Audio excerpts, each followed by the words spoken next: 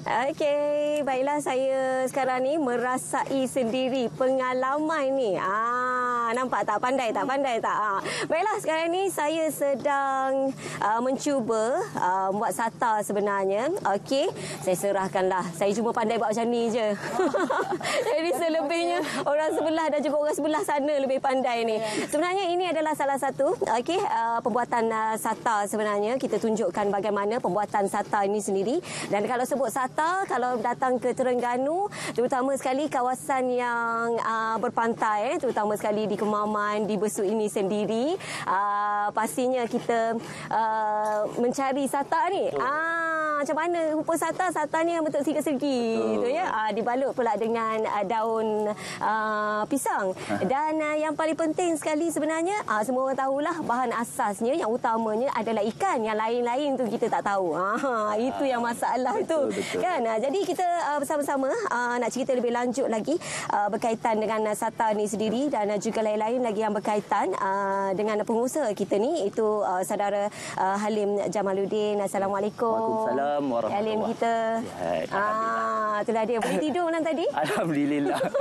Boleh lena lagi. Kenapa saya tanya boleh tidur ke tak? Sebabnya saya tengok Cik Halim kita merupakan pengusaha rumah tok. Betul. Malam tadi tidur rumah tok ke? Semalam rumah tok tu tak penuh, jadi saya kena tidur rumah sendiri lah. Rumah tok Ki. Dia tak boleh tidur rumah tok, dia tidur rumah tok Ki. Baiklah, kita akan cerita berkaitan dengan rumah tok dan juga aktivitinya. Tapi kita nak tahu jugalah sekarang ni kalau kita dapat lihat di sini kita ada sedikit kita nak tunjukkan demonstrasi berkaitan dengan pembuatan sata ini sendiri. Boleh ceritakan tak, kalau nak buat sata ni selain daripada ikan, apa sebenarnya yang diperlukan? Kalau ikan bukan sebarangan ikan rasanya boleh digunakan ni. Jadi antara ikan yang boleh digunakan untuk buat sata. Terima kasih Cik Yaya kita. Okey, hari ini kita tunjukkan salah satu aktiviti utamalah di rumah tok kita. Kalau yang datang ke rumah tok ni, kalau nak makan sata, dia kena buat sendiri sata je, supaya boleh tahu macam mana. Kalau setakat beli kat kedai ni dah biasa. Jadi kalau nak rasa pengalaman buat sata sendiri, kita alu-alukan ke rumah tok di kampung Mangkuk. Jadi untuk resepi pembuatan sata ni, biasalah resepi ni dia banyak-banyak kategori dan juga banyak-banyak jenis. Ada resepi macam ni, ada resepi ni. Tapi basic ataupun asasnya adalah ikan. Rasanya ikan yang kita gunakan dekat sini adalah ikan selayang lah. Ikan selayang, kemudian macam biasa bawang, halia, serai dan juga yang paling penting itu yang warna merah tu, lada, cili. Okey. Itu antara basic lah. Basicnya lah. Jadi kepada mereka yang berkunjung ke rumah tu, dan nak merasai sendiri. Sebab saya dah pernah pergi dan terus balik. Tapi kali ni saya dapat tahu rumah tu dah boleh duduk, boleh tinggal di situ dan juga boleh merasai sendiri macam kita balik rumah tu lah kan, macam mana kan. Jadi bila mereka balik rumah tu, sebabnya sata ni kena buat sendiri. Betul. Jadi mereka kena bungkus sendiri, kena bakar sendiri ke macam tu betul. Bukan setakat kena bakar sendiri, kita buat secara tradisional daripada mengukur nyor ni, orang pekor kan. Dia tak ada hantar macam ni. Ya, betul. Tak yang ada. Ini kita kena bancuh sendiri daripada kukur nyor secara tradisional macam Cik Bila kita tu. Kemudian kita gaulkan dengan kelapa dan juga ni. Kemudian kita belajar balut pun dengan Cik Mirah kita. Tapi mereka akan ada di rumah tu lah. Kita ada cikgu-cikgu kita yang mengajar lah, sebab kita nak bawa kembali masyarakat kita untuk memahami kembali budaya kita, macam mana tok nenek kita, warisan kita. So kita buat memang secara tradisional. Kita ada juga satu lagi keistimewaan di negeri Terengganu. Kalau datang Terengganu tak sah kalau kita tak ada akok. Ni kuihnya akok bersama mokti kita lah. Mokti ni orang lama lah yang buat daripada akok. Okey. Mokti, kalau kita tengok akok ni kan, kita tengok di Kelantan pun ada akok juga. Apa beza dengan Terengganu kita ni? Terengganu manis sikit Terengganu manis sikit. Manis macam orangnya. Baru je nak cakap manis macam siapa. Kan. Okey. Jadi ini yang bestnya berkaitan dengan makanan tradisional kita. Ini antaranya. Betul, belum lagi semua. Okey, kepada mereka yang datang ke Kampung Mangkuk ini dan mereka nak merasai sendiri, merasa tinggal di rumah tu, ataupun mungkin lah kan rakan-rakan kita yang tak ada kampung tapi nak merasai balik kampung. Jadi Jadi bagaimana sebenarnya? Berapa banyak rumah tok yang disediakan? Adakah satu itu saja ataupun ada lagi tempat lain yang juga turut menyediakan rumah tok? Buat masa ini kita ada satu saja rumah tok. InsyaAllah dalam masa akan datang kita cuba luaskan lagi. Mungkin ada rumah tok Ki pula lepas ni. Kemudian kita juga ada pusat aktiviti wetland school dekat Kampung Mangkuk. Banyak lagi sebenarnya daya tarikan yang mana selain daripada aktiviti-aktiviti budaya tradisional, masakan tradisional, kita juga ada aktiviti macam cari kepah, cari lokal secara tradisional. Dan insyaAllah akan datang ni, kalau ada mana-mana yang berminat untuk kembali ke zaman tok-tok kita, untuk rasa pengalaman berada di kampung tradisional nelayan Kampung Mangkuk ni, boleh follow kami di Setiu Wetland Discovery Facebook dan juga Instagram lah, untuk tengok kalau ada aktiviti yang kita buat-buatkan. Baiklah, saya tengok kan Cik Alim kita ni muda, memang sangat muda. Jadi adakah pengusahaan rumah tok ini idea ni datang daripada siapa dan bagaimana sebenarnya Cik Alim boleh cepukan diri dalam bidang ini dah berapa lama dah? Okey, sebenarnya rumah tok ni asalnya adalah pusat aktiviti komuniti dekat sini.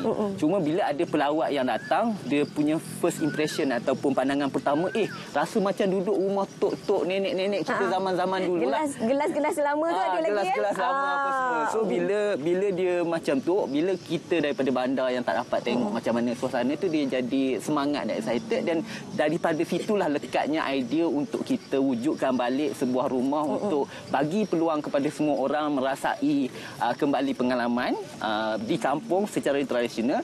Dalam masa yang sama kita harap dengan aktiviti-aktiviti sebenarnya ni kita boleh kekalkan budaya-budaya ni. Sebab bila orang datang ke rumah tok, dia tanya, toknya ada lagi ke tak? Tak ada. Tapi yang adanya cucu-cucu ni lah. Sebab kalau kita tak harapkan orang-orang muda macam kita ni nak mewarisi dan nak jaga khazanah kita ni, saya percaya suatu hari nanti benda-benda macam ni akan hilang. Itu dia, kita tengok proses mengukur. Mengukur kelapa tu bukan mudah. Kan?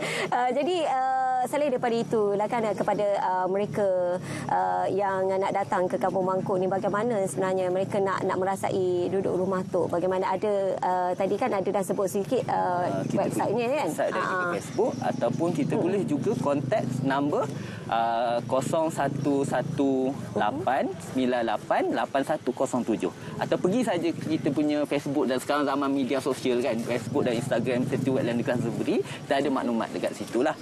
Dan berpeluang jugalah kali ni kalau nak merasa juga macam mana rasa sata, hasil sata dan juga akok tradisi dan hasil tangan sendiri yang paling mahal tu, boleh sama-sama kita join.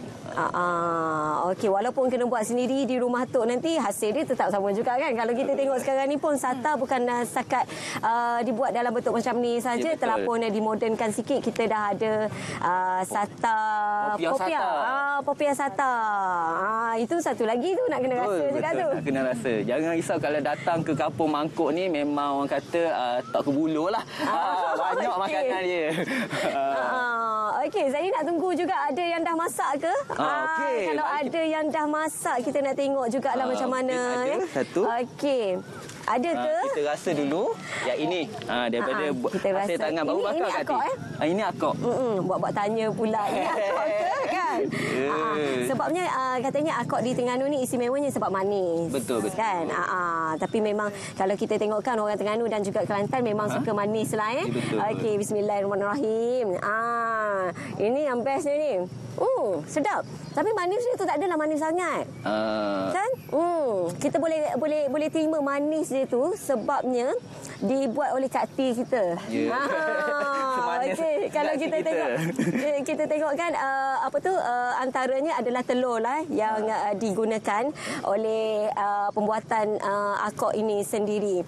Baiklah, kalau kita tengokkan mungkin ada jangkaan untuk jangka masa depan untuk rumah tok sendiri. Kalau tadi katanya mungkin akan dibuat rumah tok Ki dan sebagainya. Jadi bagaimana sebenarnya nak mengajak lebih ramai lagi, terutama sekali pemuda-pemudi di Kampung mangkuk ini sendiri untuk terus memartabatkan lagi, kalau kita tengokkan, mengekalkan tradisi yang ada di Kampung Mangkuk ini sendiri?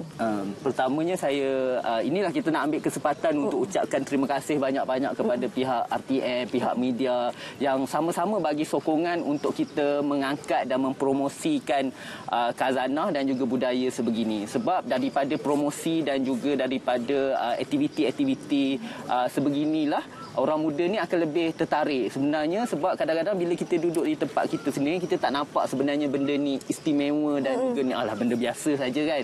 Tetapi bila kita war-warkan, kita promosikan kepada pihak-pihak di luar, ramai sebenarnya orang-orang yang sangat teruja dan sangat bersemangat nak merasai sendiri ataupun nak kembali kepada alam ini. Jadi dengan cara mempromosinya sedikit sebanyak dalam jangka masa yang panjang, anak-anak muda ni pun akan rasa lebih dihargai dan akan lebih rasa, oh sebenarnya apa yang kita lakukan sebagai aktiviti harian di kampung ini ada nilai dan ada tarikannya tersendiri. Okey, sekarang ni di sebelah-sebelah saya pun saya tengok orang muda-muda semua ni.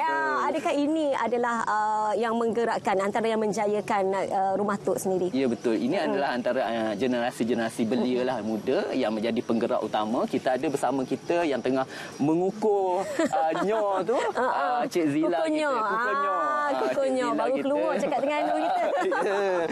Ya, sebab kita tak tahu dalam bahasa standardnya kukur tu benda. Ya, betul. Dan yang ini Cik Amirah kita, yang ini antara yang terlatih lah, yang belajar macam mana selok-belok, macam mana nak hasilkan isi sata, dan teknik pembungkusan sata ni pun kena betul. Mungkin kita boleh tengok kot Cik yang kita bungkus satu. Kita tengok. Dah buat kan. Tadi saya dah cuba, tapi tadi saya buat kon tu sendiri. Okey, dia letak banyak mana ni? Dia letak banyak mana? Dalam satu sudu. Okey, lepas tu nampak tak kekok kan? Kalau yang nak tempah boleh telefon saya lepas ni. Okey, lepas tu. Okey. Dan seterusnya lipat satu lagi. Okey, belakang. Huish. Okey. Yang ni tak Cik ambil, yang ni saya punya.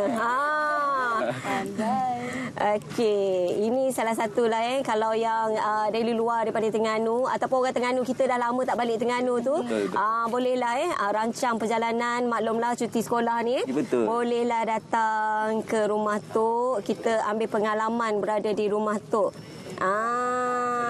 Ini yang kita punya tetamu punya kita bagi ke Kak T untuk dibakar. Okey. Jadi pada mereka tadi kata ada latihan yang disediakan untuk mereka. Bagaimana sebenarnya, berapa lama latihan yang perlu diambil?